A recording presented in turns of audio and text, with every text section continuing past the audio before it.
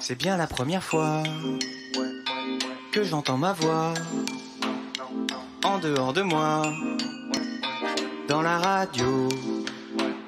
Je ne me reconnais pas, je ne sais pas si j'aime ça, mais regarde tout ce qu'on peut faire dans la radio.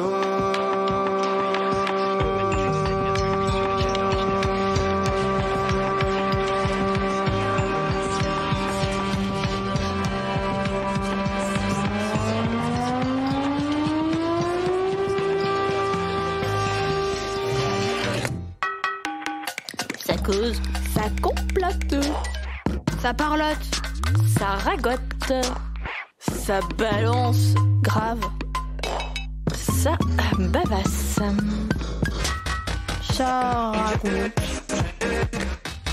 ça babielle, ça se la raconte, ça passe sa langue dans sa poche, ça barbavelle, ça jacasse, ouh yeah. Ça jacasse, ouh yeah. Ça piaille, ça blabla, ça clame, ça ouvre son bec, ça caramel, ça rigole, ouh yeah. Ça va remplir le crachoir, ça barjac, ça divague, ça déconne, ça jacasse, ça crie, ça bagarre. Ça jacasse, ouh yeah. Ça jacasse, ouh yeah. Et surtout, ça jacasse de tout surtout. Voilà la longueur du truc.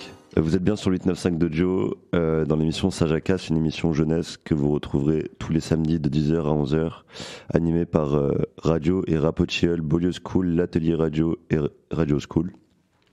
Et cette semaine, c'est l'équipe de Radio Chiel qui est en direct. Du coup, je vais juste vite fait présenter la radio, ce que c'est. C'est une web radio qui est dans une MJC et qui est animée du coup par des jeunes qui sont au lycée. Du coup, aujourd'hui, je suis avec Anna Lali, Inès. Bonjour. Eva. Oui, salut. Et Zef. Ouais, non, il faut que je me rappelle des prénoms. Et voilà, du coup, on va faire de la radio ensemble. On va parler de l'école. Et tout de suite, on va écouter un extrait qui s'appelle Askip, ça a changé ma vie, réalisé avec la Gazef et qui parle du lycée en période de Covid. Ça a été enregistré l'année dernière et c'est disponible sur radiochiel.org. Bah moi déjà je suis en terminale, spécialité SVT et maths. Et du coup le masque, sur le plan social ça change parce que il y a des profs, j'ai jamais vu leur visage. Je sais pas vraiment à quoi ils ressemblent. Certains élèves aussi. Du coup quand ils l'enlèvent je suis choqué. Enfin, j'ai pas l'habitude de voir leur visage. Et voilà, déjà sur le plan social, en cours on a du mal à se concentrer. Enfin vu que c'était l'hiver ça allait, mais début d'année quand il faisait encore chaud c'était très désagréable. J'avais du mal à me concentrer pour ma part. Moi aussi je suis en terminale générale avec les spécialités maths et anglais. Du coup à cause du Covid il y a eu aussi forcément des cours en ligne qui se sont déroulés. Déjà certains manquent de matériel chez eux pour pouvoir assister aux cours en ligne. Certains ne sont pas du tout habitués à utiliser des outils informatiques et du coup ont beaucoup de mal à suivre tout ça. Pour ma part, c'est totalement l'inverse parce que je suis déjà beaucoup habitué à utiliser l'ordinateur, tout ça. Je préfère utiliser ça qu'écrire à la main parce que je suis habitué, tout ça. Et ça me permet d'aller plus vite, ça me permet de suivre un peu mieux en cours parce que vu que j'arrive à prendre rapidement des notes, j'arrive aussi à y écouter et ça me permet d'être plus concentré, on va dire.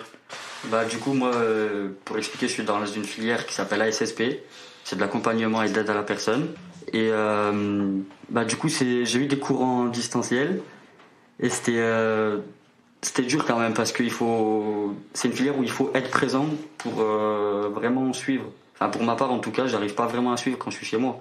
Parce que quand je suis à l'école, c'est dans l'environnement et même on a des travaux pratiques, donc du coup ça, c'est un peu supprimé. Je suis du même avis qu'Eliès. Dans ma filière aussi, il y a beaucoup de travaux pratiques et personnellement, je comprends mieux mon cours avec les travaux pratiques. Du coup, à la maison, j'ai beaucoup de mal et je pense que je suis pas le seul dans ce cas. La plupart, on est tous dans ce cas. on a du mal à suivre en cours parce que à la maison, il y a beaucoup de distractions. Il y a tout autour de nous. Il y a nos téléphones, la console, l'ordinateur, tout ça. Donc on peut être connecté sur le cours, mais faire autre chose à côté. Alors qu'en cours, on est très assidu. Du coup, la maison, j'ai pas très bien apprécié ce moment. Je préférais être en cours. Au moins, j'étais bien concentré. Même si je voulais pas l'être, on me forçait à l'être, quoi. Il y avait la prof qui surveillait. Après, il y a aussi l'annulation du bac qui est rentrée en compte avec l'arrivée du Covid. Il y a le bac qui s'est mis en contrôle continu. Il n'y a plus d'épreuves, enfin dans le tronc commun il n'y a plus d'épreuves, il y a juste l'épreuve de philo qui est encore maintenue. Et même les spécialités n'y y sont plus, on a seulement le grand oral à préparer, tout ça. Pour certains, ça leur arrange, car ils sont moins stressés et tout ça. Mais pour certains, c'est totalement l'inverse, ils sont encore plus stressés vu que maintenant toutes les notes de l'année comptent pour le bac. Et du coup, ils sont encore plus stressés et ça peut entraîner des décrochages scolaires. D'accord. Dans votre entourage, là, à l'école, il y en a eu, selon vous, des jeunes de vos filières qui ont décroché, qui ne sont pas revenus? Oui.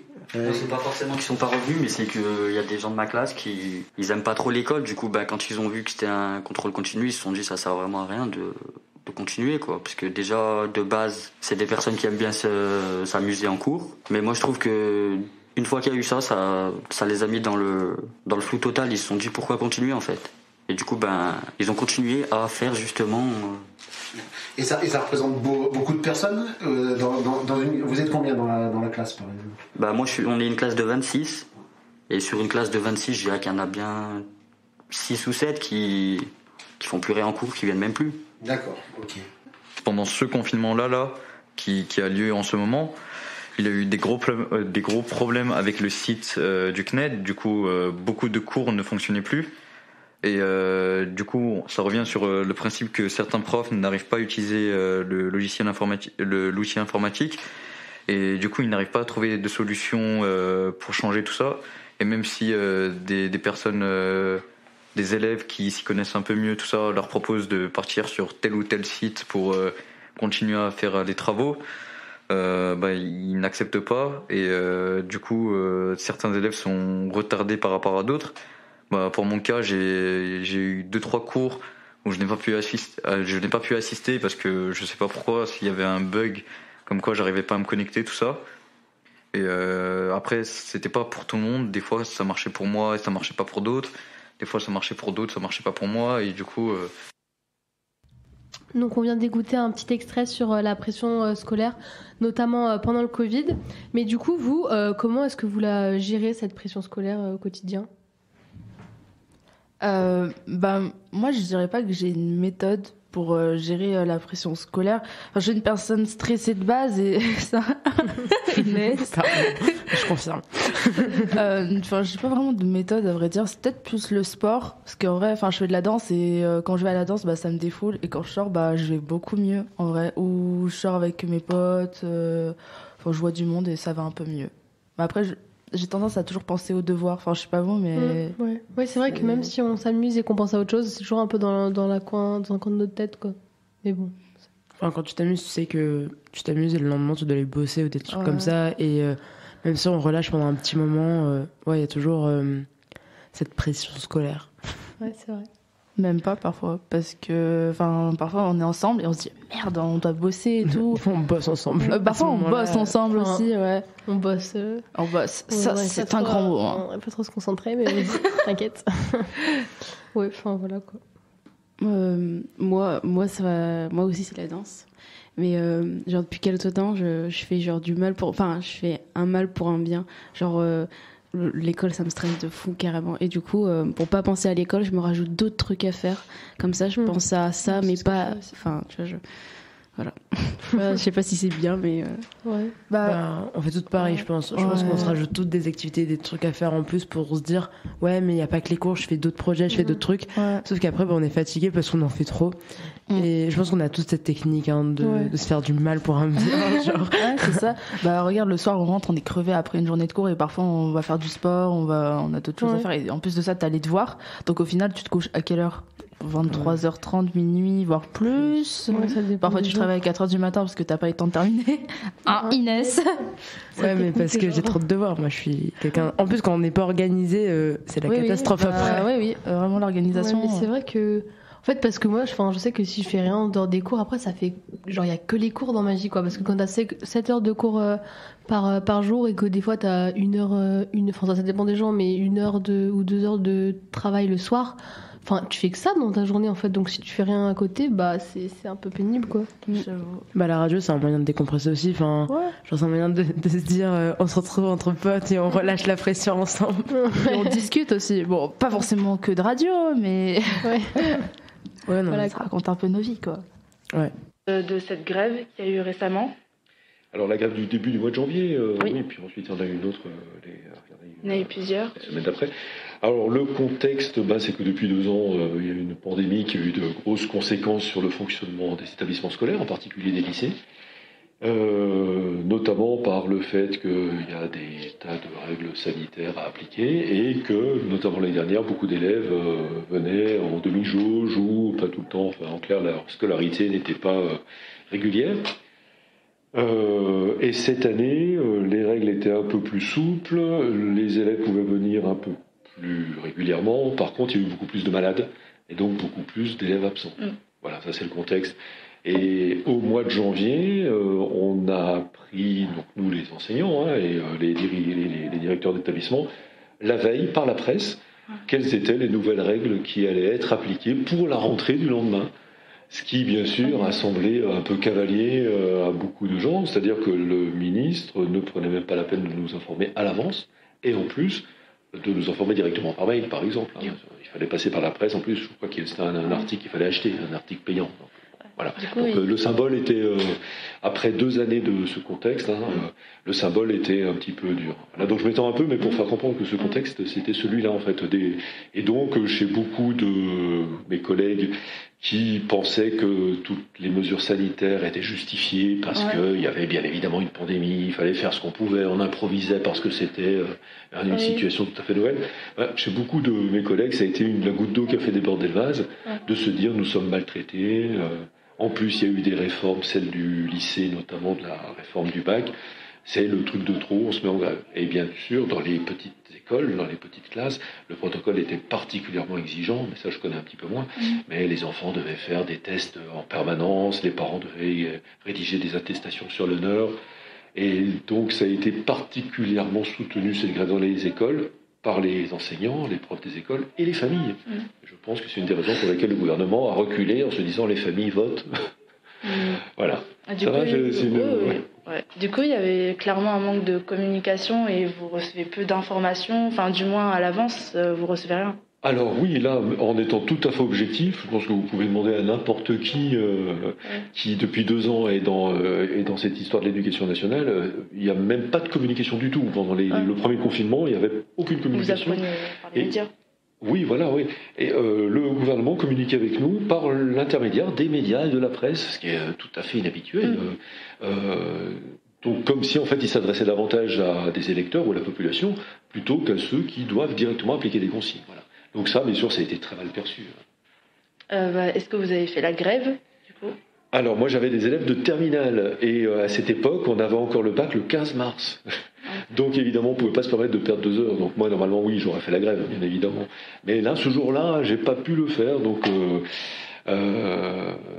mais bon, voilà, j'étais totalement solidaire, et si j'avais pu le faire dans d'autres circonstances, je l'aurais fait. Mais là, c'est des situations particulières, je voulais pas léser les élèves qui étaient déjà bien souvent absents, voilà. Mais sinon, oui, on va dire que je l'aurais fait.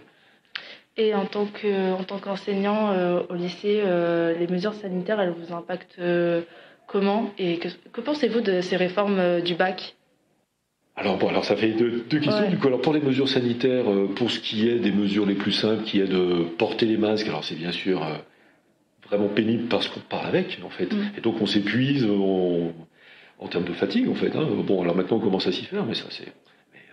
un tas d'autres métiers qui ont ce problème-là. Donc bon, là, le fait de se laver les mains, de respecter des distances, bon, c'est quasiment généralisé partout. Ça, honnêtement, c'est pas... tout le monde s'en passerait, mais c'est pas le plus dur. Le plus dur, c'est le fait que beaucoup d'élèves, globalement, depuis 1 an et demi, presque 2 ans, sont quasiment déscolarisés. En fait, la pandémie pour eux, c'est une déscolarisation et le fait qu'ils fréquentent l'école de façon bien moins assidue. Et pour les élèves les plus fragiles, ça a été comme si on avait enfoncé un nageur qui est dans l'eau, on lui enfonce la tête sous l'eau. Voilà. C'est surtout ça qui est compliqué. C'est pas les mesures elles-mêmes, c'est le fait qu'on n'a pas créé les conditions pour faire en sorte que ce soit le moins déscolarisant possible pour les élèves. Je sais pas si je suis clair, mais voilà, c'est ça le gros problème. Hein. Enfin, de mon point de vue. Hein. Après le reste, bon, on met des masques et ça permet de solutionner, c'est pas si grave que ça. Sauf que là, ça a permis de solutionner rien du tout. En fait, voilà, les inégalités ont été très aggravées entre élèves fragiles et bons élèves, qui globalement, les bons élèves, j'ai pas vu leur niveau baisser. Par contre, ceux qui étaient déjà fragiles, ils se sont effondrés. Voilà. Et la deuxième partie de la question, c'était... j'ai déjà oublié. Que pensez-vous des réformes du bac ? Oui, alors là, c'est... en fait, il y a eu plusieurs réformes successives. Globalement, on peut dire que ça a démarré avec la réforme de Parcoursup. Je ne sais pas si ça se parle.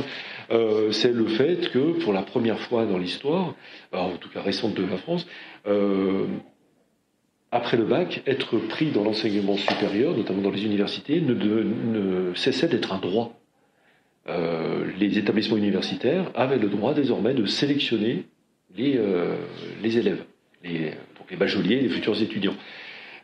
Donc par le biais d'un algorithme, qu'on a appelé la plateforme Parcoursup, mais en fait par le biais d'un algorithme, qui n'est pas rendu public. C'est-à-dire chaque université sélectionne ses futurs étudiants parmi les bacheliers de terminale, selon des critères qu'on ne connaît pas. Donc ça peut être les notes, mais ça peut être aussi l'établissement d'origine, ça peut être...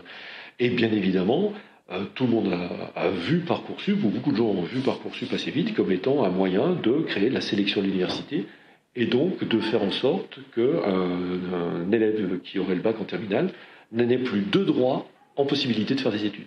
Et effectivement, depuis 3 ans, des milliers d'élèves abandonnent, des milliers de bacheliers abandonnent les études. En fait, ils n'en font pas. Alors voilà, ça c'était la première étape. Les gens ont eu beaucoup de mal à se rendre compte de ça parce qu'ils ont pensé que Parcoursup était juste une plateforme numérique nouvelle qui remplaçait une autre plateforme qui s'appelait Admission Post-Bac, qui marchait pas très bien. En réalité, c'est vraiment un changement de philosophie, en fait. C'est-à-dire, l'université peut sélectionner. Ça, c'est la première partie. 1 an ou 2 après, donc quasiment dans la foulée, il y a eu la réforme du bac. En clair, pour résumer, d'une part, les filières disparaissent. Il n'y a plus une filière littéraire, scientifique ou une filière économique et sociale dans le bac général. Les élèves choisissent des disciplines en fin de seconde qui vont être décisives pour le choix d'orientation qu'ils vont faire en terminale et donc pour le métier futur. Et donc ça semble en apparence très sympa. On fait un choix, on laisse tomber les matières qui sont pénibles. Tout le monde ne peut que dire c'est super, les élèves ont cessé de faire des choses qu'ils n'aiment pas, par exemple les maths. Tout le monde sur le papier, c'est très beau, hein, c'est sûr. Dans les faits, en réalité, tout le monde, pas mal de gens dont je faisais partie se sont dit, mais ça, ce que ça va introduire, c'est que la plupart des familles et des élèves, en seconde, ne sont pas en état de savoir ce qui est important pour eux. Oui. Parce que, déjà que c'était pas le cas en terminale, 2 ans avant, quand on a 14-15 ans, avoir une claire idée de choisir SVT, maths, arts plastiques ou littérature philo ou SES, bien évidemment que beaucoup de gens ont fait des choix à l'aveugle. C'est-à-dire qu'ils ont choisi sans choisir. Et aujourd'hui, la plupart des parents que je rencontre disent tous, mais en fait, c'est pas si bien que ça, ce choix. Parce qu'on nous demande de choisir sans avoir les éléments. Et du coup, ça semble être tout à fait raccord avec la réforme précédente de Parcoursup dont je parlais tout à l'heure. On dirait bien que du coup, avec cette histoire de choisir ses spécialités, tout fonctionne comme si les universités ou les établissements supérieurs pouvaient désormais dire nous ne prenons pas tel élève parce qu'il a fait les mauvais choix. Et donc, ce n'est pas parce que nous sélectionnons, ce n'est pas parce que nous ne prenons pas tout le monde comme un service public, c'est uniquement parce que ils n'ont pas fait les bons choix. Ils peuvent s'en prendre qu'à eux et à leur famille. Je ne sais pas si tu vois. Et la dernière étape de ça, c'est les déclarations du président de la République, Emmanuel Macron, à une conférence des dirigeants, des directeurs d'université il y a 3 semaines, dans laquelle il a déclaré qu'il fallait quand même commencer à réfléchir sérieusement à rendre les universités payantes. Donc voilà, tout est installé. Des gens peuvent sélectionner les bacheliers, futurs étudiants. Ceux-là peuvent faire des erreurs en faisant les mauvais choix. Et à la fin, ceux qui peuvent payer sont pris. Et donc, tout le monde est prêt à accepter du coup cette situation. Donc pour répondre à la question donc initiale, il me semble que ce projet avait pour objectif de rendre les universités payantes, comme c'est le cas par exemple dans le monde anglo-saxon et dans pas mal d'endroits. Avec bien évidemment des conséquences politiques et sociales dans la population. Je ne pense pas que la plupart des gens soient prêts à ça, et surtout les moyens. Et les grèves, les manifestations pour vous, est-ce qu'elles peuvent faire avancer les choses ? Est-ce qu'elles ont vraiment une utilité ? Alors ça, c'est intéressant comme question, parce que c'est une des questions qu'on évoque, par exemple, en sociologie en terminale. Il y a un chapitre qui autrefois s'appelait les conflits du travail, qui aujourd'hui s'appelle l'engagement politique, où on parle en gros de choses comme ça. Est-ce que ça paye ? Est-ce que ça marche ? Donc ça s'analyse scientifiquement. Alors le fait est que là, pour répondre très rapidement, là, ça a marché. C'est-à-dire manifestement, là, les grèves ont payé. Puisque le gouvernement a assez rapidement accepté les revendications, une partie des revendications. Il a reculé sur des choses qu'on lui demandait même pas. Par exemple, l'idée de repousser le bac, en fait, c'était pas la demande principale des grèves. Donc oui, là, clairement, ça marche. Donc, en fait, je ferai une réponse qui est un peu la réponse quand on essaie de faire des sciences, c'est que on peut détester les grèves, ou on peut les aimer, mais là, peu importe. Ce qu'on voit, c'est que là, ça a marché. Et donc, du coup, ça ne peut qu'inciter les gens à en faire d'autres. Oui. Voilà. C'est pour ça que la plupart des gouvernements, généralement, ou la plupart des dirigeants d'entreprises qui sont confrontés à une grève, ils ne veulent pas lâcher. Parce qu'ils se disent, si on le fait une fois, on montre que ça marche. Et les gens ont intérêt à recommencer. Ça va oui. Donc, qu'on soit d'accord ou pas, j'allais même dire, c'est même pas ça le problème avec les grèves. C'est que le fait est que là, ça marche. Alors, je précise juste que sur les 20 dernières années dans l'éducation nationale, c'est nouveau. Parce que globalement, depuis 20 ans, toutes les grèves échouaient. Et ce qui d'ailleurs avait beaucoup découragé la plupart des collègues. Donc là, le fait qu'il y ait eu un mouvement massif et que ça ait permis de gagner, forcément, ça peut continuer. Alors, pour préciser, si ces grèves ont été victorieuses, c'est bien évidemment parce qu'il y a dans 2 mois une élection présidentielle. Et que l'électorat enseignant, c'est 8 à 900 000 électeurs, c'est 2% du corps électoral, dont 40% ont voté pour Emmanuel Macron dès le premier tour en 2017, et que là, peut-être que le chiffre sera bien moins élevé. Et ça risque de peser dans la balance. Une élection qui va jouer à pas grand-chose, voilà. Donc la réponse est clairement oui, on voit que ça marche. Ok, super, merci. C'était la dernière question. Merci à toi. Alors, ceci était un extrait de l'interview de Monsieur Guy Menez, donc prof de SES à Honoré-Durfé. Donc, on a parlé dans cette interview des grèves dans l'éducation nationale, des mesures sanitaires, l'impact qu'il y a sur les profs et sur les élèves. Donc, on va avoir une petite discussion dessus. Moi, je voulais vous demander, qu'est-ce que vous pensez des dernières grèves qu'il y a eu récemment ? Parce que ça a eu un sacré impact quand même, et aussi des différentes mesures sanitaires qu'il y a dans les établissements, et comment vous le vivez. C'est important de faire des grèves parce que il faut revendiquer nos droits ou les droits des professeurs, etc. Et c'est toujours bien de voir qu'il y a du monde qui soutient un mouvement. Les dernières grèves, il y avait pas mal de monde dans la France qui était immobilisé pour ça. Et du coup, c'est important de montrer qu'on est là et qu'on veut faire changer les choses. Après, est-ce que c'est totalement utile ? Ça, c'est un autre débat. Mais je pense que c'était important. Et même le fait que ce soit des lycéens qui font des blocus dans les lycées ou des trucs comme ça, c'est tout à fait important. Enfin, voilà. Tout à fait important, quoi. Oui, c'est sûr que moi, par rapport aux grèves, en fait, j'ai pas tout suivi non plus, mais c'est vrai que j'ai l'impression qu'en ce moment, l'éducation nationale, elle est un peu, l'éducation tout court, elle est un peu délaissée. Enfin, je veux dire, il n'y a pas tellement de mesures en fait au lycée. Enfin, moi, j'ai pas l'impression, on a juste on porte des masques, mais en soi. Il n'y a pas trop de différence depuis le début du Covid. C'est soit on était avec les masques. Je pense que le truc qui énerve un peu, qui a fait monter toutes ces révoltes et tout. Moi, ma mère, elle est directrice dans un établissement et chaque fois, elle rentrait du boulot, elle dit mais c'est pas possible, on nous prévient à la dernière minute, on nous dit du coup ils sont obligés de tout organiser à la dernière minute et puis ils leur disent parce que en ce moment il y a grave du monde qui tombe, qui a le Covid, du coup il y a plein d'absences dans l'administration et c'est galère et tout le monde leur dit on vous envoie des profs remplaçants et au final en fait ils leur envoient rien du tout et du coup je pense que c'est ça qui a fait monter Puis même en vrai du côté des élèves, enfin genre je sais que les élèves, il y a des jours où on était 10 absents, même plus dans ma classe. Et en fait moi du coup j'ai eu le Covid, donc j'étais aussi absente pendant une semaine. Et en fait c'était super chiant à rattraper parce qu'une semaine tu loupes genre tous tes cours en intégralité. Et ouais c'est galère à rattraper. Et puis les profs ils peuvent pas tellement faire 2 cours. Enfin, vous voyez, il peut pas faire des cours en virtuel et des cours en présentiel à la fois. Mais pourtant, des fois, c'est limite moitié-moitié. Genre, il y a plein de personnes qui ont le Covid et toutes les autres qui sont en cours. Mais du coup, il y en a qui peuvent pas suivre, quoi. Du coup, c'est un peu chiant.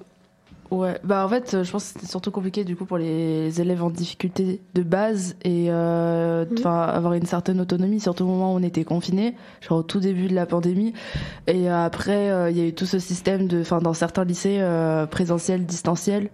Et c'était compliqué parce que on était en retard sur le programme. Après, on a eu une perte de motivation.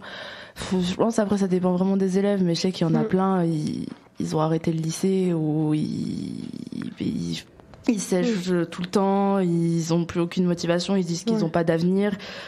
C'est très compliqué. Et en plus, du coup, ça rajoute aussi une pression parce qu'on se dit, on est dans la merde, on est hyper en retard. Il y a les épreuves du bac qui arrivent, tu te dis que t'es pas prêt parce que t'as l'impression d'avoir rien foutu depuis des mois. En fait. Ouais, parce que nous, par exemple, notre prof de français, notre prof de français, Monsieur Durieux, j'ai dit son nom, c'est pas grave. En fait, on est les plus en avance des premières, c'est-à-dire qu'on a fait 10 textes sur 16, puisque du coup, ils ont baissé le nombre des textes.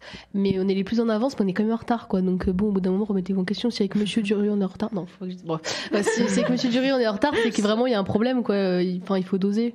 Non, mais le problème, c'est que je pense que c'est un manque d'organisation de la part de l'État ou des trucs comme ça qui, en fait, se ressent totalement sur les écoles parce que on n'est pas, malheureusement, la priorité de l'État en général, surtout avec la crise sanitaire. Donc, que ce soit pour les écoles primaires, maternelles, les collèges ou les lycées, il y a tout le temps un manque d'organisation. C'est un coup, dans les écoles primaires, on enlève le masque, on le remet, on enlève, on remet. Rien que pour les gosses, ça les déstabilise mentalement parlant. Genre, nous, déjà, ça nous déstabilise, ça a changé notre manière de vivre et de voir l'école, etc. Alors les enfants, moi j'imagine même pas. Enfin, nous on a eu une génération où on était dans nos meilleures écoles maternelles, c'était c'était la petite enfance, un truc comme ça. Eux, ils voient tout le monde masqué, j'ai l'impression qu'ils doivent paniquer et pas comprendre. Et c'est des trucs comme ça qui ont vraiment un impact sur les jeunes en fait. Et l'État prend pas ça assez en compte et en rigueur. Enfin, ça c'est mon avis, mais.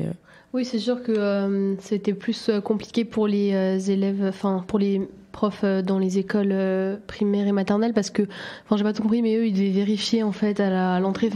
Ils faisaient vraiment la police en fait et c'est pas leur rôle de toujours checker s'il y a pas les passes, s'il y a les passes sanitaires, le masque, eux ils sont là pour faire cours, ils sont pas là non plus pour faire le je sais pas, la police quoi. Ouais, après, en fait, moi, je veux juste rajouter un petit truc. Par exemple, pour les sorties extrascolaires, qu'on fait avec l'école, il y a des élèves qui pouvaient pas faire la sortie parce qu'ils n'avaient pas le pass sanitaire. Ouais. Et ça, je trouve ça un peu triste, quoi, parce que du coup, ils étaient privés de certaines choses, alors que, à la base, l'école, c'est pour l'égalité, quoi. Tout ça, égalité, à la base. Ça a creusé les inégalités et il y a aussi eu un relâchement ces derniers temps dans les lycées, avec le Covid, etc. Tout le monde a tellement eu sa dose que maintenant il y a beaucoup de choses qui se laissent faire et c'est comme la semaine dernière quand je sais qu'à Honoré d'Urfé il y a eu plein de cas Covid, il y avait presque personne.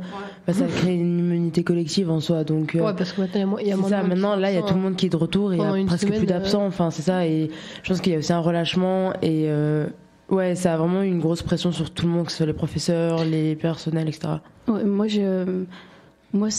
dans mon lycée, il y a eu en tout cas dans ma classe, dans mes cours, il y a eu très peu de profs absents. J'ai eu très peu de profs absents. Moi, tous les profs étaient là, mais c'était les élèves qui étaient pas là. Du coup, moi, j'avais vraiment cours. Moi, ça n'a rien changé sur mon emploi du temps, sur mon cours, sur la quantité de cours que j'avais. Et moi, du coup, tout ça, je l'ai pas trop ressenti. J'étais pas trop déstabilisée. Il y a d'autres trucs, mais en tout cas, vraiment, j'avais mes cours, etc. Mais du coup, c'est à travers ma mère que j'ai vu que c'était vraiment le bordel, etc. Et je voulais dire quelque chose et j'ai oublié. Bon, attends, vas-y, mais c'est sûr que c'est vrai que je pense que ça dépend des lycées, parce qu'en vrai, Enfin, nous, dans notre lycée, on l'a tous eu, en fait, on s'est tous un peu refilés, quoi. Mais je l'ai jamais eu. Tu l'as jamais eu, toi? Non. Moi, c'est rien qu'il y a 2 semaines, j'étais qu'à contact de 20 personnes en 2 semaines. En fait, je comprenais pas. C'est ça, aussi, toutes ces histoires de cas contact, on devait se faire tester tout le temps. Ouais, tout le temps. Tous les soirs, je me faisais tester. Moi, je pouvais plus. Parce que c'était hyper rapide, en fait. Ouais. Et du coup, j'ai retrouvé ce que je voulais dire. Moi, je me suis rendu compte que genre... moi aussi j'ai eu le Covid, du coup j'ai été absente 1 semaine et j'étais tellement contente, genre vraiment je croisais les doigts pour avoir le Covid, je m'en fous si ça a des conséquences à long terme, si voilà, c'est quand même un virus que t'attrapes et que c'est pas top, je m'en foutais, je voulais vraiment genre louper des cours, mais tu sais que j'en avais vraiment trop marre et me dire que parce que je suis vraiment pas la seule d'avoir prié pour avoir le Covid. Moi j'ai des potes qui ont fait des câlins aux gens pour avoir au lycée et en fait des câlins à tout le monde. Je sais pas trop comment l'expliquer, mais genre c'est quand même soulagé quand très positif. En fait, mais je veux dire de là ce qu'on en vient à penser à ça, à louper pour rater les cours, c'est vraiment que parce qu'elle, c'est peut-être notre génération, genre elle a marre, elle est indique, mais j'en sais rien. On est flemmard, mais franchement moi je trouve ça. Non mais t'as raison, ça fait peur, mais c'est juste qu'en fait on est démotivés. En fait, on a tellement de taf, genre vraiment parfois je crois qu'il y en a ils se rendent pas compte, mais on a une charge énorme, que ça soit déjà la pression sur notre avenir, parce que là du coup on est tout en première et bon, Esteban, il a déjà un avenir tout tracé, lui, animateur. Que ça soit au niveau des SP aussi, parce que c'est aussi, on a une grosse charge dessus, parce que c'est nouveau, puis bref, les activités extérieures. Mais en fait, je pense qu'on s'est toutes pris une claque du fait, on est passé de la seconde on n'avait rien, etc. Seconde tranquille en plus. Ouais, une seconde, moi j'ai vraiment kiffé ma seconde, on n'avait pas de devoir. On était en distanciel présentiel, nous. Donc, et en fait, on n'a jamais eu un vrai rythme de seconde. Et donc, du coup, là, on arrive au lycée, on se voit avec des. En plus, nous, nos trois, Zef, Eva et moi, on a des SP qui demandent énormément de connaissances, de travail et de trucs en plus. Donc, du coup, ça nous rajoute des grosses disserts, des gros trucs et tout. Et on s'en sort pas. Je vois la tête d'Eva. Non, mais comme toutes les SP, en vrai, il y a quand même eu une claque parce que là, on bosse. Non, mais on voit la différence de. Ça dépend. C'est plus rapide, mais c'est. Bref, on va pas parler de haine pour les maths. Non, mais nous, on voit la différence dans le sens. Pour tout le monde, on voit la différence de. Voilà, on voit la différence de dose de travail. Bon, maintenant on va écouter la musique de Demi-Portion, La Bonne École. Donc d'ailleurs dédicace à lui parce qu'on l'a rencontré cet été au Demi-Festival. Et d'ailleurs il sera présent au fil. C'était à 7 qu'on l'a rencontré. Mais du coup c'était cet été. Oui, c'était été à 7, mais elle a pas dit à 7. Excuse-moi, c'est bon. Du coup il sera présent à un concert au fil en mai. Et d'ailleurs la MJC sera présente.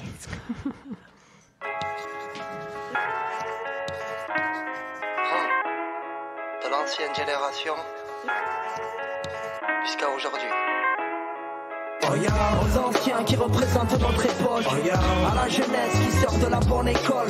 Pas les mêmes codes, ah bon, j'ai la bonne vibe, d'accord. Travaille la rime, mon corps, ça remet tout le monde d'accord. Aux anciens qui représentent notre époque. Oh yeah, à la jeunesse qui sort de la bonne école. Pas les mêmes codes, ah bon, j'ai la bonne vibe, d'accord. Travaille la rime, mon corps. Dégage-toi, j'ai pas le choix de garder les mêmes valeurs. Dépêche-toi, je m'active car mon passé arrive à l'heure. Sur un beat, on a un cap, dans un rap pousse la meur. Ma langue vivante est présente et relève toute saveur. Un mic était le décollage, les clips sont à mon image. TH ton petit collage à ceux qui me donnent du courage. Un style, oui, je fais des dommages. Et je fais des dommages, je rentre dans la cabine comme si j'allais faire un cambriolage. Et ça fait hip hop hop hop, ouais hip hop hop hop. J'ai grandi avec ces notes et l'envie de cramer l'anti-pop. Et ça fait hip hop hop hop hop, hip hop hop hop. Encore un son de malade, laisse-moi trouver l'antidote.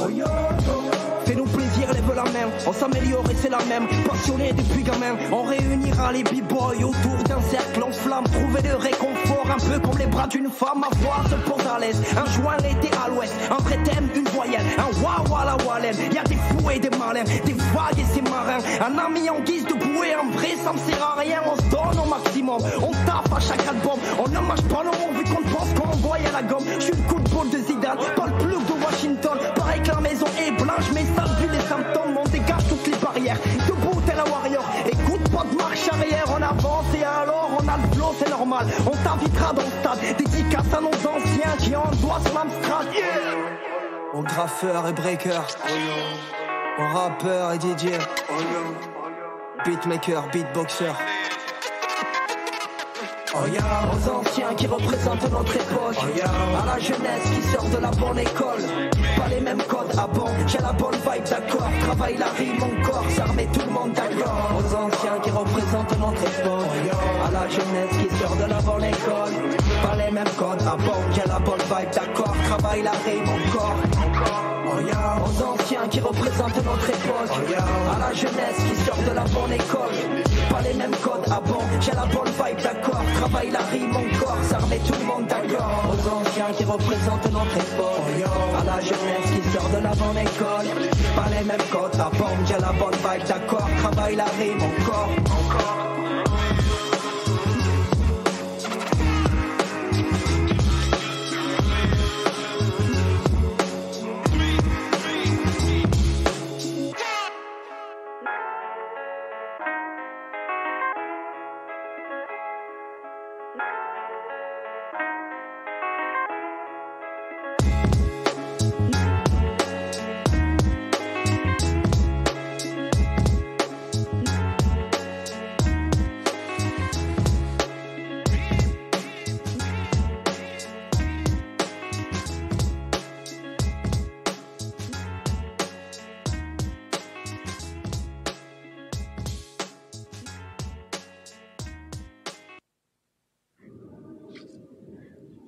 Ok, alors, bonjour Andréane. Bonjour. Tu es en quelle classe? Je suis en première au lycée Monveille. Ok. Et est-ce que dans ce lycée-là, tu te sens bien? Est-ce que tu te sens intégrée? Eh ben, je me sens beaucoup mieux qu'au collège. Ouais. Et donc oui, franchement, j'ai eu des bonnes rencontres et je suis très contente. D'accord. Donc t'as des amis, t'arrives à te faire un réseau. Oui. Il y a aussi, est-ce que les aides que le lycée t'apporte, est-ce que tu les vois, est-ce qu'ils sont présents, est-ce que ça t'aide? Oui, j'ai trouvé que j'ai été bien entourée par rapport à ça et que ils ont été plutôt réactifs et j'ai pas eu besoin de demander plus que ce que j'aurais eu besoin. D'accord. Et pourquoi au collège tu t'es sentie moins entourée, Parce que j'ai eu pas mal de problèmes avec les autres élèves et que c'était pas du tout prévu pour que ça soit accessible. Et donc du coup c'était dur pour mettre en place ce dont j'avais besoin. D'accord. Et du coup je me doute que le fait que tu te sentes bien au lycée, est-ce que ça te permet de moins stresser pour les cours, les évals, gérer les devoirs, etc. Oui,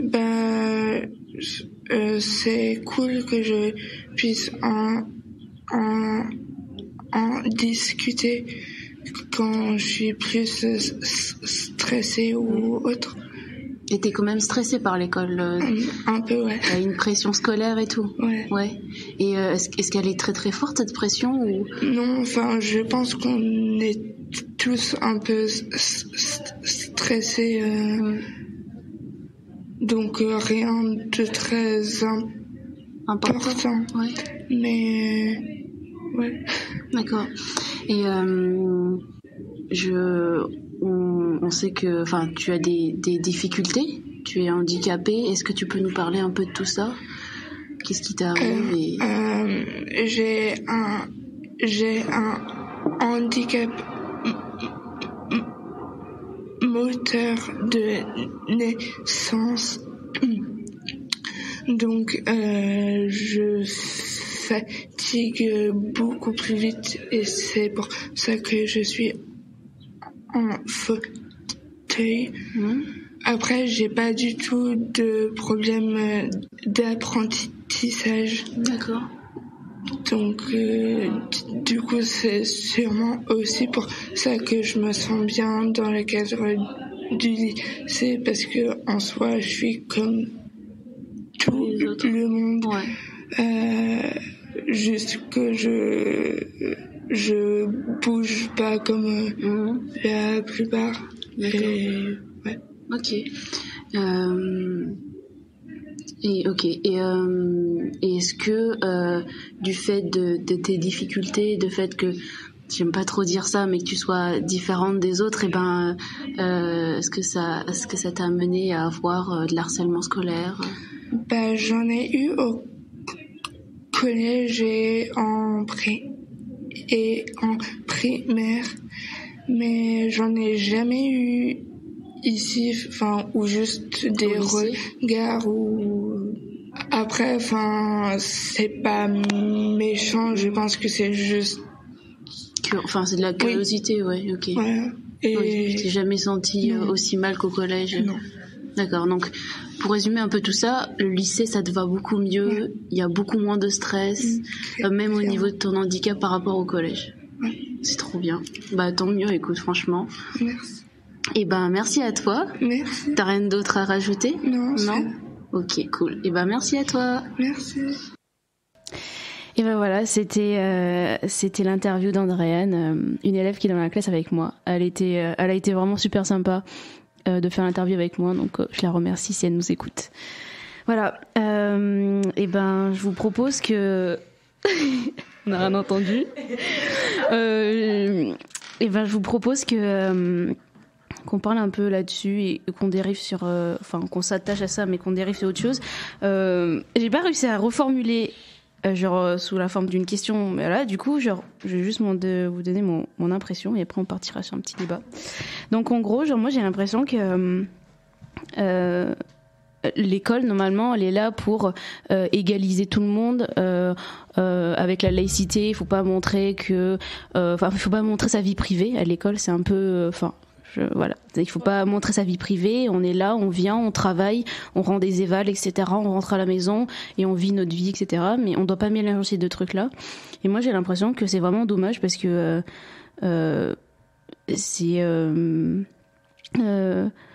par exemple, dans nos notes, dans nos évals, les profs ils prennent pas en compte que par exemple on a eu des périodes très dures et qu'en fait ça peut peut-être se ressentir sur les évals, et c'est clair que ça se ressent sur les évals, sur nos comportements à l'école, sur notre participation en cours, etc. Et ça, j'ai l'impression qu'ils prennent pas ça en compte, que nous en fait ils ont l'impression qu'en dehors on a une vie trop bien, surtout en ce moment où c'est un peu compliqué pour tout le monde psychologiquement.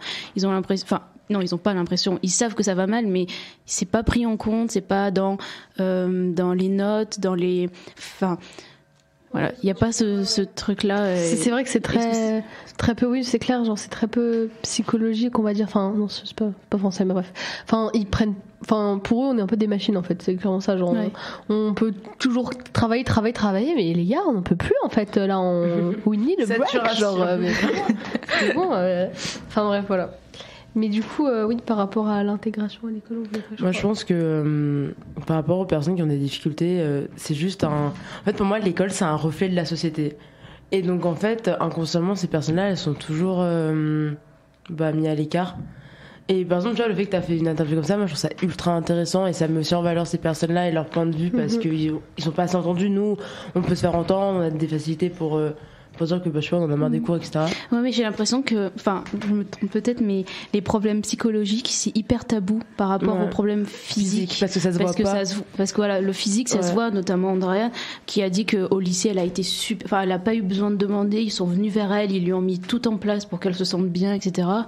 Et, parce que c'était en partie physique ce qu'elle avait et que ça se voyait, etc. Mais ce qui est mental, ça se voit pas forcément. Et c'est toujours c'est moins traité. Je pense que c'est une vérité, ça, c'est toujours abstrait. Quand une personne elle est malade mentalement parlant, c'est toujours en plus c'est toujours plus mal vu aussi, j'ai l'impression. Il y a toujours un côté plus moi j'ai l'impression on juge, on croit pas en fait. Genre, c'est pas moi j'ai l'impression que les maladies mentales, genre elles sont moins prises au sérieux. Voilà quoi, c'est un petit truc, c'est pas grave, alors que physiquement, on a l'impression que. Ouais, il y en a qui vont dire c'est juste une petite déprime ou. Ouais, ça c'est pour des dépression phobies scolaires par exemple, tu vois, enfin, ça peut vraiment dériver genre à la paranoïa, etc. Enfin, c'est très, très puissant quand même. Bah, moi perso, pas forcément que pendant cette période, même quand j'étais en primaire, il y a les classes Ulysse. Je sais plus c'était quel nom avant, j'ai oublié. Moi je sais que parfois il y avait des élèves comme ça qui venaient dans nos cours et moi je sais que les enseignants ils étaient affreux avec eux, hein. Parce ouais, c'était affreux. En fait certains du coup ils avaient pour la plupart un retard mental, donc ils avaient des grosses difficultés scolaires, mais ils arrivaient quand même à apprendre, ils étaient juste beaucoup plus lents. Et moi je sais que par exemple l'ancien une fois on avait récité une poésie et pour certains c'était compliqué d'apprendre par cœur et ils se faisaient engueuler, mais vraiment engueuler parce qu'ils n'arrivaient pas à réciter leur poésie et parfois ils se faisaient punir, etc. Et je trouvais ça vraiment affreux. Et puis parfois certains de la classe les rejetaient, mais complètement, hein. C'était en mode non, je veux pas être à côté de lui, il est bizarre ou des trucs comme ça. C'est ce que. Après, vas-y, je te. Ok. Mais après, j'ai l'impression que moi, c'est plus entre les élèves. Enfin, après, ça, c'est quand on grandit, mais j'ai l'impression qu'à l'école primaire, même un élève dyslexique, ça va être le débile de la classe. Hein. Genre vraiment, il y en a qui disaient que il est dyslexique, il est trop con. Ouais, carrément. C'était ça, quoi. Alors dans l'interview, Andréane, elle disait qu'au collège, ça a été terrible. Les élèves étaient terribles avec elle. Et au lycée, vraiment, elle disait qu'elle avait des regards, mais c'était plus des regards de curiosité parce que voilà, mais il n'y avait jamais eu de méchanceté, etc. Et moi j'ai vraiment été, vraiment, elle par exemple, elle a pas, sans doute, si elle en a un peu, mais elle en a, c'est relativement peu la pression scolaire qu'elle a. Et moi j'imaginais le contraire parce que du fait de son handicap, j'ai cru qu'elle était, tu vois, et pas du tout. Donc en fait, vraiment, la situation qu'on vit, elle est complètement différente. Pour chacun, il y en a qui sont au bout de leur vie, et pour d'autres, tranquille, tu vois. Attendez, j'ai envie de dire. Parce que tant mieux qu'elle va bien en fait, parce que je sais que pour certains c'est très compliqué. Oui, voilà, c'est justement, il y a des extrêmes, il y a des gens, ils vont très très très mal, puis il y a des gens, ça va plutôt bien. Ouais, mais c'est normal, on vit tous le lycée, on vit tous nos études d'une manière différente, parce qu'on est nous-mêmes différents, on a nos propres buts, nos propres objectifs. Quand t'as des personnes qui ont pas de but, savent pas ce qu'ils veulent faire, c'est beaucoup plus compliqué qu'une personne qui a déjà tout tracé dans sa tête et qui sait où elle va, tu vois. Et donc je pense que vu qu'on est différents, forcément on ressent les choses différemment. Après moi aussi, j'étais comme toi, je pensais que les personnes qui avaient des difficultés physiques ou mentales, je pensais que pour moi ils avaient grave une pression et donc du coup le fait de voir que pas du tout, que c'est l'inverse de nous, ça montre aussi qu'on n'a pas les mêmes problèmes et qu'on gère pas les mêmes manières, on gère pas les mêmes manières quoi. Ouais, t'inquiète. Mais après c'est sûr qu'être différent genre au lycée et tout, même si c'est pas un handicap physique ou mental, même être différent sur des trucs infimes, même sur ses idées ou sa manière de travailler, tout ça, moi je sais que inconsciemment, mais quand une personne est différente de nous, on a tendance à l'exclure, mais même si c'est pas méchant, tu vois, mais s'il y a des gens qui sont pas du tout pareils que nous, on va pas traîner avec eux, alors que c'est dommage parce que c'est pas parce que on est différent qu'on peut pas bien s'entendre, mais c'est vrai que quand il y a vraiment des extrêmes un peu, on n'a pas tendance à se mélanger, mais moi je trouve ça bête quand même. Et puis je repense à un autre truc aussi. On a le temps ou pas? Ouais, on a le temps. Qu'en gros qu'on devient hyper centré sur nous-mêmes. En gros, moi j'ai été absente pendant une semaine parce que j'avais le Covid et tout, et j'ai demandé à plusieurs élèves de ma classe de m'envoyer les devoirs. Aucun ne m'a envoyé, mais je leur en voulais pas. Ils avaient tellement de travail, ils étaient là, attends, on a un devoir commun demain, faut que je révise, etc. Et en fait, au lieu de nous aider, on est tous là, mais moi je fais pareil, vraiment. Quand on me demande, tu peux m'envoyer ça, je suis là, non, je fais d'abord mon travail, j'ai déjà plein de trucs à faire, toi, je m'en fous, je sais d'abord moi. Et en fait, du coup, moi j'ai galéré pour rattraper mes cours, mais vraiment, Moi je trouve ça triste parce que j'ai l'impression qu'on est dans une société ultra individualiste et ça se voit pas qu'en cours, ça se voit vraiment à l'extérieur. Et pour moi, je pars du principe que quand des élèves sont absents, même les profs, ils sont censés faire des efforts. Même les profs, c'est ça. Les profs, ils en ont rien à foutre, tu vois, par exemple. Mais non, mais meuf, quand il y a le Covid, les profs, ils peuvent pas envoyer les devoirs à 10 personnes différentes. Mais ils les mettent en lien. Ils le mettent sur Pronote. Ils peuvent le mettre en lien. Dans les il y en a d'autres qui ne le font pas, tu vois. Et c'est comme les élèves, je veux bien que, par exemple, moi, des fois, on me demande des cours. Certes, je prends des fois du retard pour les envoyer parce que j'ai pas le temps, mais j'essaye au moins de l'envoyer parce que quand elle a passé l'autre personne, elle aimerait aussi recevoir les cours. Et moi, quand tu m'envoies les cours, j'ai du mal à te relire en plus parfois. Ça, c'est un autre débat. Ça, c'est un autre débat. Alors, la meuf, l'écriture copie avec son micro-ondes, là, du coup, on voit rien du tout. Peu importe, tu vois, ça veut dire, je fais un effort quand même de t'envoyer le cours, de t'expliquer au moins ce qu'on a fait.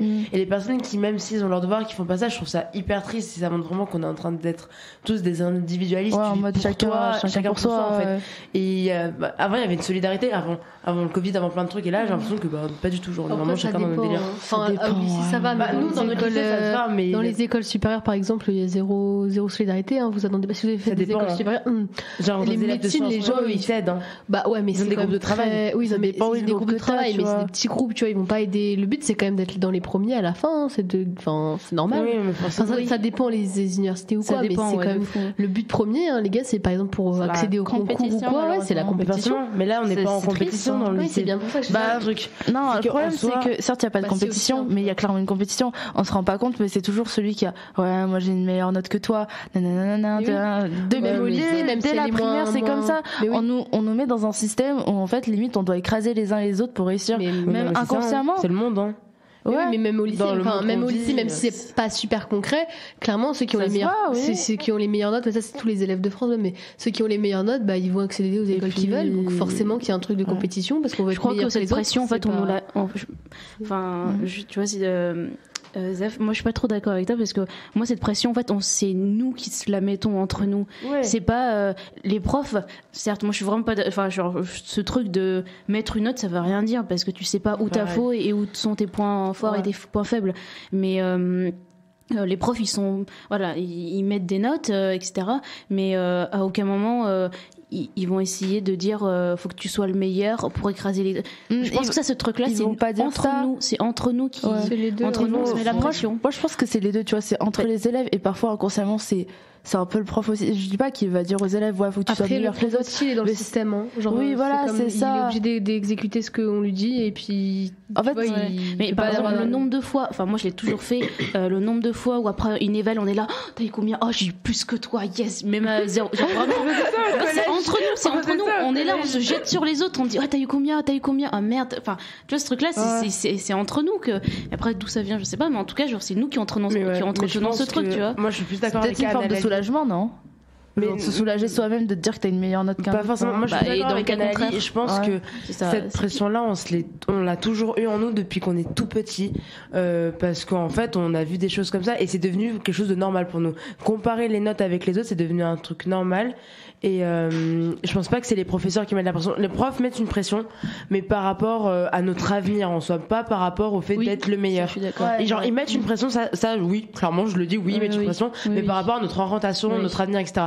Mais les notes en soi, eux, ils sont là, je te note, quoi, voilà. Et c'est nous, entre nous, t'as eu ça, voilà. En gros, c'est ça. Je pense qu'il n'y a pas la même pression qui est mise par rapport à qui. D'ailleurs, moi je voulais rajouter un truc. Dans notre lycée, ils ont mis en place un marché des connaissances. C'est grave, c'est grave bien. En gros, c'est un gros tableau qui est à l'entrée, qui est au foyer. Et t'as des tableaux avec toutes les lundi, mardi, mercredi, jeudi, les horaires.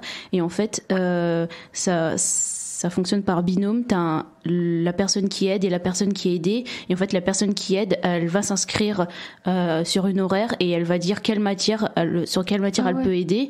Et en fait, par contre, tout se fait anonymement pour des histoires. Enfin voilà. Et du coup, l'aideur marque son truc, son horaire, sa disponibilité. Et en fait, l'aidé va, s'il a besoin d'aide en SVT, va s'inscrire à côté. Et c'est la vie scolaire qui met en lien ces deux élèves pour trouver un moment. Je trouve ça. Nous aussi, on a un peu la même chose à honorer, je crois. Enfin, c'est pas tout à fait pareil. Je crois que je sais plus comment ça s'appelle, mais les profs, ils en parlent généralement en début d'année si on a des difficultés dans telle matière. Et du coup, je crois que tu t'inscris, t'en parles à ton prof principal et il se met en contact avec un des enseignants. Ouais, mais ça se fait entre élèves, donc tu vois, c'est bien ça, je trouve en vrai, parce que entre élèves, je trouve ça bien parce que du coup, ça permet aussi d'aider, s'aider les uns les autres. Puis peut-être qu'on est plus à l'aise aussi, parce que parfois face à un adulte, je sais pas, mais moi personnellement, pas dire que tu comprends rien. Moi, pour les devoirs, par exemple, je préfère largement demander de l'aide à une pote ou à un pote qui, je sais, maîtrise cette matière que demander à mon père ou enfin un adulte en général. Ouais, carrément. Ok. On fait la suite. On fait la suite. Ok. Du coup, je vais parler un peu de l'école aussi et du système scolaire des emplois du temps français. Mais voilà, juste avant, je voulais revenir un peu sur un truc. Du coup, en France, il y a l'école primaire qui dure 4 ans. Et puis après, il y a le collège qui dure 4 ans aussi, avec le passage du brevet des collèges en 3e, qui donne l'accès au lycée. Ensuite, il y a le lycée qui dure 3 ans. en première jusqu'en 2021, il me semble, il y a les élèves de bac pro qui devaient passer, ou enfin, qui pouvaient passer un BEP, et il a été supprimé il y a peu. Et puis ensuite, en terminale, les élèves passent le bac. Bon, là, j'apprends rien à personne. Mais moi, je me focalise un peu plus sur le bac pro, qui, à première vue, est une chose formidable, car on pourrait croire que trouver un taf juste après l'obtention du diplôme, c'est une chose facile. Mais c'est pas du tout le cas, parce qu'aujourd'hui, il y a de plus en plus de gens de patrons qui recrutent avec le diplôme appelé le BTS. Et pour les personnes qui s'y connaissent pas trop, on va voir en gros ce que c'est le BTS à travers du coup une note vocale d'un étudiant qui est en BTS RPIP, donc c'est réalisation de produits imprimés et plurimédia, et donc qui est la suite logique de son bac pro. Bon voilà, je fais un témoignage sur qu'est-ce que le BTS par rapport au bac pro. Moi je suis en bac pro imprimerie graphisme, spécialité graphisme, et en BTS, pardon. Et en BTS, on nous apprend beaucoup à...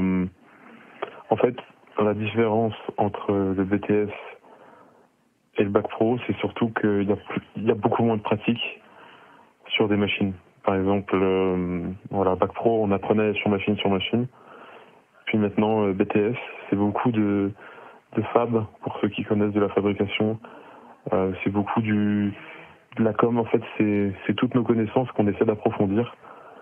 Alors que on essaie déjà d'acquérir les bases même des choses, et on essaie de nous faire aller plus loin dans ce qu'on devrait aller, ce qui est bien, mais ça nous sert, pour la plupart des gens, ça nous sert pas en entreprise d'approfondir tout ça. Pour la plupart, hein, pas pour tous, mais voilà. Aussi le fait de faire 35 heures au lycée, ça c'est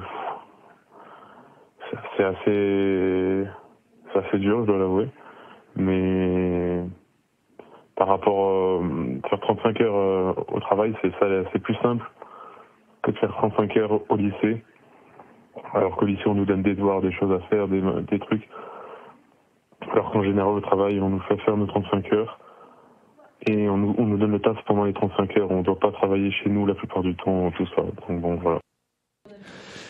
Du coup, voilà, c'était... Bon, je vais pas dire son nom parce que j'ai pas envie d'avoir de problème avec ce grand gaillard de 2 mètres. Mais du coup, voilà, il est en BTS. Et comme il a dit, du coup, il fait 35 heures au travail et il fait aussi 35 heures au lycée pour pouvoir être payé. Donc ça fait des grosses journées. Donc enchaîner des grosses journées comme ça pendant 2 semaines à l'école, bah, il paraît que c'est long et que c'est dur. Donc voilà. On va parler un peu des emplois du temps français. Et donc j'ai créé un personnage qui s'appelle Maurice, qui a 15 ans, qui est en bac pro RPIP, donc encore une fois réalisation de produits imprimés et plurimédia.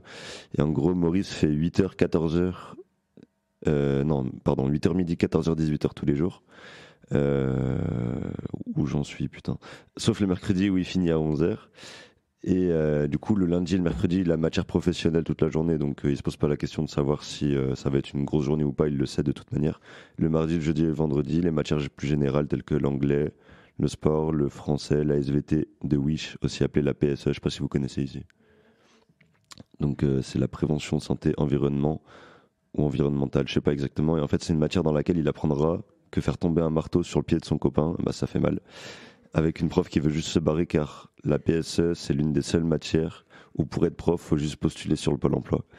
Donc voilà, pour vous dire à quel point c'est rincé comme matière. Enfin bref, du coup il est 18h, le Momo il rentre chez lui, il a 20 minutes... il a 20 minutes de bus et 20 minutes de marche, donc du coup au final il rentre à quasiment 19h, il rentre, il se douche, il mange, il papote avec ses parents en regardant Blanquer dire que le Covid ne peut pas rentrer dans les lycées car il n'a pas son passe région. Ensuite le dîner il est fini, donc il va pouvoir aller taffer sachant qu'il a 3 leçons et 2 DM. Et voilà, et c'est vachement relou sachant qu'on juge un élève avec une note. Et donc voilà, il est 23h30 et Maurice a enfin fini son travail. Il est pas trop sûr de lui, mais bon, c'est pas grave. Au pire, il se prendra une bâche parce que bon, c'est pas grave apparemment. Ou alors il se relèvera à 4h du matin, comme l'a dit, je crois, Eva tout à l'heure. Ouais, c'est Inès qui se lève à 4h du bar pour étudier. Voilà, mais donc il se couche. Le lendemain, il se lève tôt, donc faut aller dormir tôt, mais la leçon, elle passe en boucle dans sa tête. Du coup, l'insomnie, elle le hante légèrement. À savoir que pour un élève, même pour un adolescent, pour avoir un sommeil réparateur, il faut se coucher entre 22h et 23h30 et avoir entre 8h et 9h de sommeil. Waouh, c'est dur là. Et en fait, pour Maurice, c'est pas le cas. Et comme 41,4% des lycéens en 2018 qui manquent cruellement de sommeil. Maintenant, voyons un emploi du temps américain, mais attention, parce que ça va faire le mec qui suce un peu les Américains, c'est pas vrai. Parce qu'en vrai, faut pas dire ça à la radio ? Ok. Il y a aussi en Espagne, il me semble, en Allemagne, en Angleterre, en tout cas, il y a plein de pays où ils ont cet emploi du temps-là, en tout cas un genre d'emploi du temps similaire. Du coup, les élèves vont à l'école tous les jours de la semaine, du lundi au vendredi. Bon, jusque-là, c'est normal. Et les horaires sont variables selon les États, mais également d'une école à l'autre. On commence en règle générale la classe entre 8h et 9h et on la termine entre 14h et 15h. Ensuite, vers 15h30, donc la journée, elle est officiellement terminée à l'école. Donc les élèves, soit ils rentrent chez eux avec les bus jaunes, là, comme on voit dans les films, soit ils restent sur le campus ou en tout cas dans le lycée ou dans le collège pour les activités extrascolaires. Il peut s'agir du coup d'étudier à la bibliothèque ou de travailler sur des projets de groupe, s'entraîner avec l'équipe sportive de l'école ou encore se rendre... je sais pas c'est quoi les mathlettes, mais enfin bref, voilà. Orchestre ou encore conseil des élèves de l'école, etc. Enfin bref, en gros, ils ont du temps pour étudier et pour les activités extrascolaires parce qu'ils finissent la journée à 15h. Alors qu'en France, la journée finit à 18h en règle générale et après, on n'a pas trop le temps. Il y a la fatigue, il y a plein de trucs qui font qu'on peut pas trop bien bosser. Mais du coup, voilà, il y a une chose qui marche, enfin, il y a quand même des choses qui marchent mal aux USA et qui fonctionnent plutôt bien en France. Tout à l'heure, mon très fidèle collaborateur Mathieu m'a rappelé que l'université était payante. Mais j'ai cru savoir que, tout à l'heure en écoutant l'interview, qu'en France, c'était aussi la question qui se posait de faire payer les universités. Donc du coup, voilà. Et puis aux États-Unis, il y a aussi beaucoup d'élèves qui abandonnent leurs études avant d'avoir leur diplôme, qui est le même diplôme que le bac, enfin qui est l'équivalent du bac. Mais ça, c'est un peu de la photo prof, je dirais. Et en France, j'aime beaucoup l'enseignement professionnel. Bien qu'il soit vivement critiqué et peu mis en avant, et j'en suis le premier à le critiquer. Et c'est une bonne chose parce que non, c'est dur là vraiment. C'est une bonne chose parce que du coup on apprend un métier, alors qu'en général on n'apprend pas de métier, il me semble. Mais par contre les emplois du temps, il faut les revoir. Et voilà. Et ensuite je vais donner des petits chiffres. Selon l'IREF, les écoles belges, néerlandaises et suisses ont globalement moins d'élèves en difficulté, en particulier pour l'apprentissage de la lecture. En France, par exemple, c'est le plus haut taux de difficulté. On est à 18%. Alors que dans les autres... mais ça se fout de ma tête ici. Alors que dans les autres pays, on est environ à 13-14. Voilà, je vais abréger un peu. Et du coup, voilà. On va passer à la musique là ou pas ? Non mais... Ok, donc on va passer une musique de Medine qui s'appelle L'école de la vie. Et c'est un autre rappeur qui sera au fil le 30 avril. Et il y a une sortie au concert qui est également proposée par la MJC d'Étiole pour aller le voir.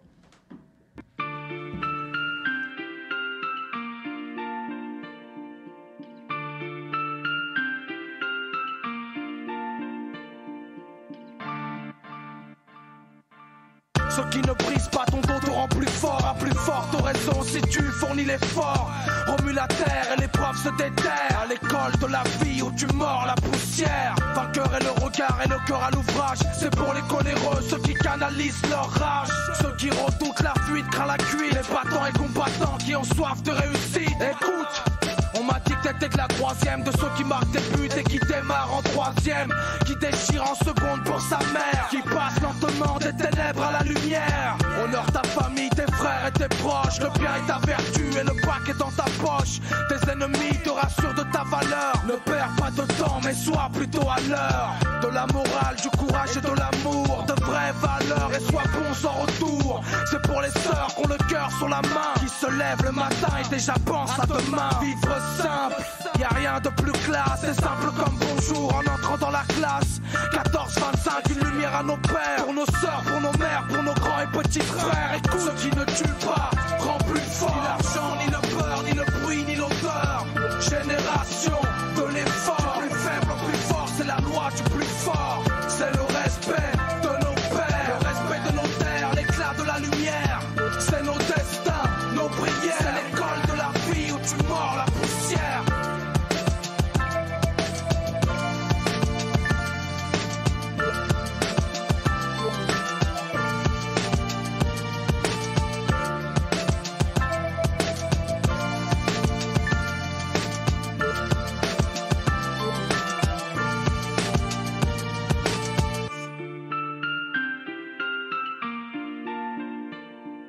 bienfait du puissant, respect du naissant, rassure ses parents qui se font du mauvais sang.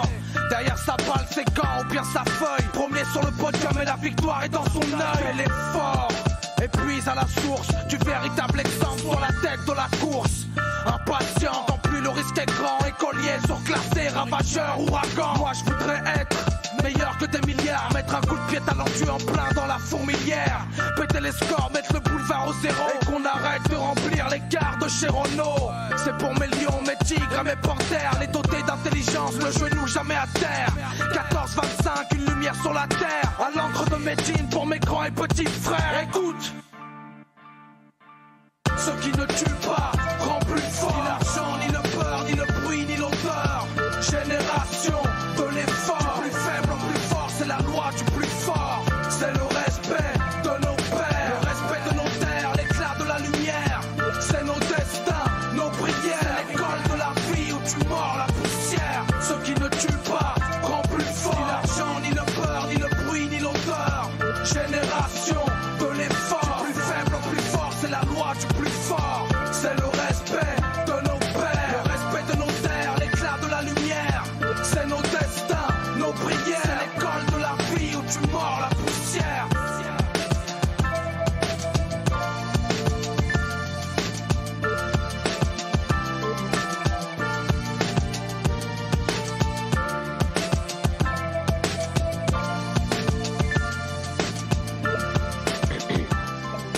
Donc maintenant, on va vous faire un petit top 3 chacun des raisons pour lesquelles on aime bien aller au lycée.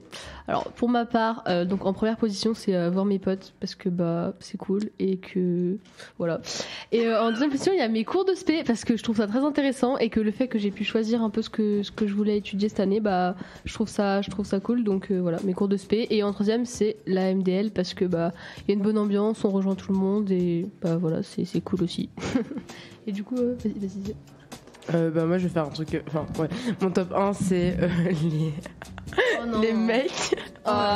C'est mes parents qui vont écouter ça. Bref, ensuite top 2 mes amis etc. Et top 3 ouais, on passe après les mecs en fait. Oui. Ok. Et top 3 le self. Ok, moi j'en ai trouvé que 2. Les sorties entre midi et 2, c'est genre vraiment incroyable. Et la prof d'SES, j'adore ma prof d'SES, elle est incroyable. Voilà. On part pas du tout sur le même top. Moi j'en ai 3. La première c'est le contact, parce que maintenant j'avoue qu'en travaillant je vois moins de... Mais toi toujours tu te fous de moi. Maintenant quand je travaille je vois que je vois moins de gens de mon âge. Même si Mathieu est pas très vieux, mais du coup voilà, le contact entre ados ça manque un peu. Ensuite, il est un peu vieux Mathieu quand même. Je rigole. La deuxième c'est pouvoir être avec ses potes, pouvoir tisser des liens qui potentiellement seront pour la vie, enfin pour ma part après. Et troisième, l'internat et tout ce que ça comporte, le self et tout. Enfin moi personnellement j'ai kiffé, donc avec Maurice.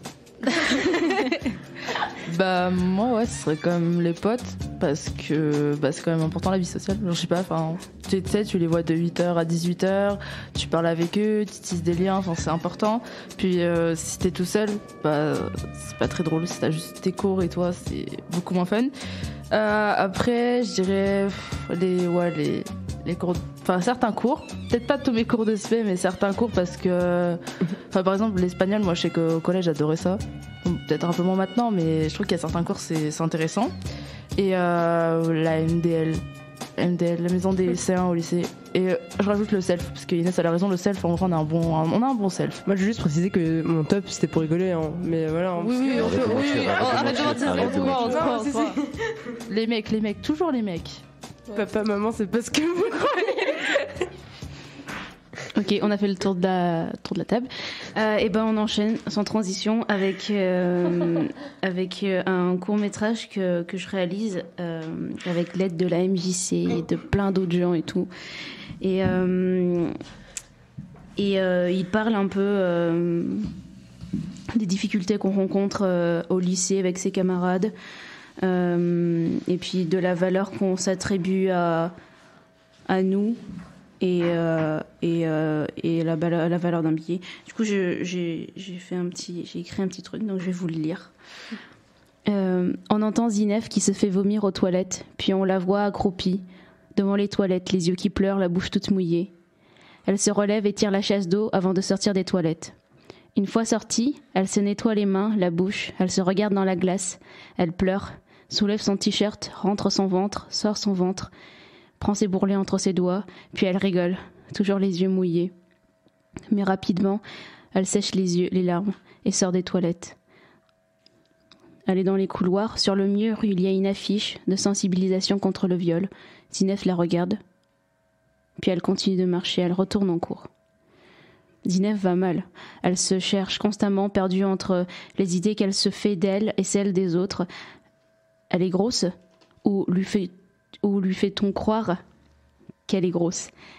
Elle aime les garçons ou lui dit-on qu'aimer une fille, c'est pas normal? Elle est pauvre? Ouais, ça c'est vrai. Elle est détruite? Ouais, c'est vrai aussi. Elle s'est fait violer? Oui. Par choix? Non. Pourquoi? Pour l'argent, on n'a pas le choix. Mais c'est de sa faute. Elle a bousillé 30 ans de la vie de ce gars. 30 ans qu'il va passer en prison. Et sa sœur, Chloé, elle va lui fuir vivre un enfer. Voilà. Du coup, et voilà, je crois que j'ai rien à rajouter. C'est bien comme ça.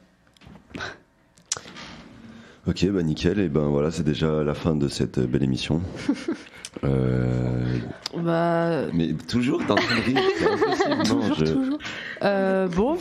Maurice. Du coup, c'est terminé. Merci de nous avoir écoutés. On retrouve Saja Cass toutes les semaines. Vous pourrez retrouver les rappeurs dans un mois, donc sur le 89.5 de Radio Audio. Et nous, vous pouvez nous retrouver dans 2 mois. Et en passant, vous pouvez écouter nos émissions sur radiotiel.org. Salut. Salut. Bisous.